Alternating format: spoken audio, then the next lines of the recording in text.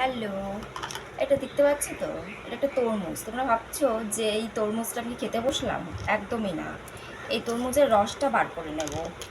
এই দেখো, তো এই যে এর রসটা বার করে নিয়েছি, একদম লাল রং পুরো। তো এইটা আমার ত্বকের মধ্যে দিয়ে দেব। কেন বলো তো? এখন যেহেতু গরমকাল, গায়ে ট্যান পড়ার সমস্যাটা কিন্তু সবারই থাকে, যতই আমরা না সানস্ক্রিন ইউজ করি না কেন।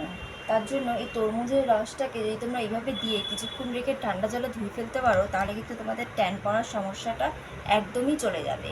আর আরেকটা জিনিস, যারা মানে কালো হয়ে যাচ্ছ, মানে ট্যান পড়লে তোমরা প্রত্যেকেই তাই হয়, গায়ের চামড়াটা কালো হয়ে যায়, তো তাদের জন্য কিন্তু এই তরমুজের রসের সঙ্গে একটু যদি মধু মিশিয়ে অ্যাড করতে পারো, আমার ঘরে মধুটা নেই বলে দিতে পারলাম না, তাদের কিন্তু কালচে ভাবটা একদমই চলে যাবে।